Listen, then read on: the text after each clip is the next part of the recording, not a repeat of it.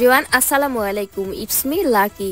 আমি আবারও হাজির হয়ে গেলাম আপনাদের মাঝে নতুন আরও একটি ভিডিও নিয়ে। আমাদের আজকের ব্লগে আমাদের দেশ ও দেশের বাইরের সকলকে জানাই আন্তরিক শুভেচ্ছা ও ভালোবাসা। আশা করি সবাই ভালো আছেন, বাট আমি একটু অসুস্থ। আমার ভয়েস শুনে অনেকেই বুঝতে পারছেন আমার কিন্তু অনেক ঠান্ডা এবং জ্বর হয়েছে। সবাই আমার জন্য দোয়া করবেন। তো চলুন আজকের ভিডিওটি শুরু করা যাক। কুষ্টিয়া শহরের প্রাণকেন্দ্রে এনএস রোড থেকে বাইকের হালকা ঠান্ডা হাওয়ায় আমরা পেরিয়ে চলেছি শহরের ব্যস্ততা। গন্তব্যের আমাদের বিশেষ একটি স্থান, যেখানে প্রকৃতি কথা বলে আপন মনেই। পথে পড়লই কুষ্টিয়া ঐতিহ্যবাহী হরিপুর ব্রিজ, আর তার নিচ দিয়ে শান্তভাবে বয়ে চলেছে বাংলার অন্যতম নদী পদ্মা। ব্রিজ থেকে নদীর সৌন্দর্য যেন এক অন্যরকম ভালো লাগার অনুভূতি এনে দেয়। বিশেষ দিন, ঈদ এবং কি অন্যান্য অনুষ্ঠান এবং প্রতিটা দিনই কিন্তু এইখানে হাজার হাজার লোক আসে এই নদীর সৌন্দর্য উপভোগ করতে এবং ব্রিজের সৌন্দর্য উপভোগ করতে। আপনি বিকেলে আসলেই দেখতে পাবেন যে এই ব্রিজটি কতটা চমৎকার, যে এখানে মানুষ কত পরিমাণ ভিড় করে, না দেখলে আপনি বিশ্বাস করতে পারবেন না।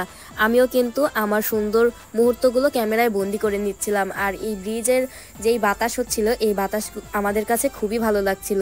আর এই তো আমরা কিন্তু আপনাদেরকে পুরো নদীর সৌন্দর্যটা দেখানোর চেষ্টা করছি। আমাদের সম্পূর্ণ ব্লগটি দেখবেন, তাহলে অবশ্যই এর থেকে আরও সুন্দর কিছু আপনাদের জন্য সামনে রয়েছে। সো চলুন আমাদের গন্তব্যস্থলের দিকে এগিয়ে যাওয়া যাক। আমরা কিন্তু হরিপুর ব্রিজ থেকে এখন কিন্তু পদ্মা মোহনার টেক এই রাস্তা দিয়ে যাচ্ছিলাম, আর এই রাস্তাটা কিন্তু অসাধারণ। আপনি এক সাইডে নদী দেখতে পারবেন, আর এক সাইডে কিন্তু এরকম সুন্দর প্রকৃতি দেখতে পারবেন। এই তো আমরা কিন্তু প্রায় পৌঁছে গিয়েছি।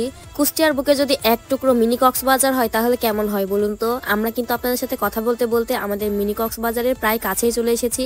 এখান থেকে আপনাকে নেমে যেতে হবে, আর এই চড়ে যাওয়ার জন্য অবশ্যই যদি বাইক নেন তাহলে কিন্তু একজনের বেশি বাইকে যেতে পারবেন না, দুইজন নিলে অনেক কষ্ট হবে। আমরা কিন্তু এই তো বাইকে সবাই মিলে রওনা দিয়েছি। অনেকেই হেঁটে হেঁটে যাচ্ছিল, আমি কিন্তু অর্ধেক পথ বাইকে গিয়েছি এবং অর্ধেক পথ আমাকে নামিয়ে দিয়েছে বাইক থেকে। আমি কিন্তু হেঁটে হেঁটে গিয়েছি। শহরের কোলাহল ছাড়িয়ে একটু করেই আমরা পৌঁছে গিয়েছি আমাদের প্রকৃতির কোলে, আর পদ্মার পানির ঢেউ যেন আমাদের ডাকে বলে আরও কাছে এসো। সেই টানেই ছুটেছি আমরা আরও একটু দূরে, আরও একটু প্রকৃতির কোলে। আর এইখানকার জাস্ট ভিউ অসাধারণ, আমার কাছে কিন্তু খুবই ভালো লেগেছে। আর খালি চোখে না দেখলে কিন্তু আপনি এই সৌন্দর্য কখনোই উপভোগ করতে পারবেন না।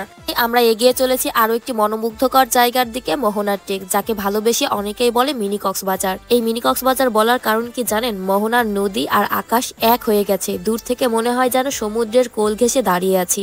নদীর বালুচর, বাতাসের দোলনা আর চারপাশের সবুজ প্রকৃতি আপনাকে নিয়ে যাবে এক নতুন অনুভবের জগতে। আমি দেখেই কিন্তু আমার পাগলামি শুরু হয়ে যায়। আমি এসেই কিন্তু পানির মধ্যে নেমে পড়েছি, আর এখানে এখন খুব বেশি পানি নাই। কিছুদিন আগে আরও অনেক কম ছিল পানি, আস্তে আস্তে কিন্তু পানি বাড়ছে এবং নদীর সৌন্দর্যটা বাড়ছে। এরপরে কিন্তু এখানে খুব চমৎকার কাশফুল ফুটবে। যারা কাশফুল প্রেমী আছেন, কাশফুল পছন্দ করেন, তারা কিন্তু আপনাদের প্রিয়জনকে নিয়ে এইখানে আসতে পারেন। আর নদীর পাড়ে গেলে কিন্তু সবারই মন ভালো হয়ে যায়। আমারও কিন্তু মনটা অনেক ভালো হয়ে গিয়েছিল। আর দেখুন যে এখানকার ভিউটা জাস্ট অসাম, আমার কিন্তু খুবই ভালো লাগছিল। আমি এখানে দাঁড়ায় অনেকক্ষণ যাবৎ ফিল নিচ্ছিলাম। আসলে নদী দেখলে নদীর মতোই শান্ত হয়ে যায় মন। আমার মনও কিন্তু শান্ত হয়ে গিয়েছিল এই নদীর মতো। আর আমরা গিয়েছিলাম একদম সূর্য অস্তের সময়, আর তখন কিন্তু প্রায় সূর্য অস্ত যাবে। সো তখনকার যেই গৌধূলি আকাশ, সেটাও আমাকে অনেক মুগ্ধ করেছে। এক কথায় আপনি ওখানে গেলে কিন্তু প্রকৃতির অনেক অনেক অনেক সৌন্দর্য একসাথে উপভোগ করতে পারবেন। সো চলুন পাখির চোখে দেখা যাক আজকের আমাদের মিনি কক্সবাজার।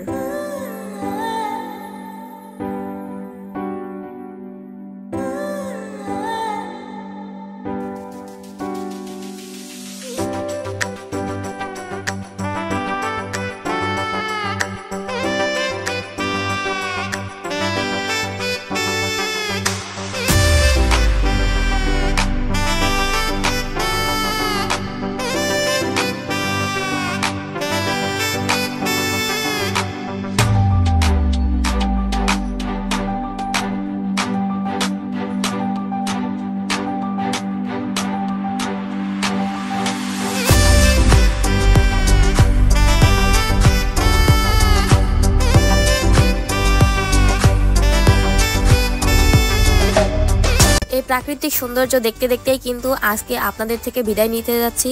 আর বিদায় নেওয়ার সময় আরও একটি কথা মনে করিয়ে দিই, আমাদের এমন সুন্দর সুন্দর ভিডিও পেতে চাইলে অবশ্যই আমাদের ফেসবুক পেজটি ফলো করবেন এবং ইউটিউব চ্যানেলটি সাবস্ক্রাইব করে রাখবেন।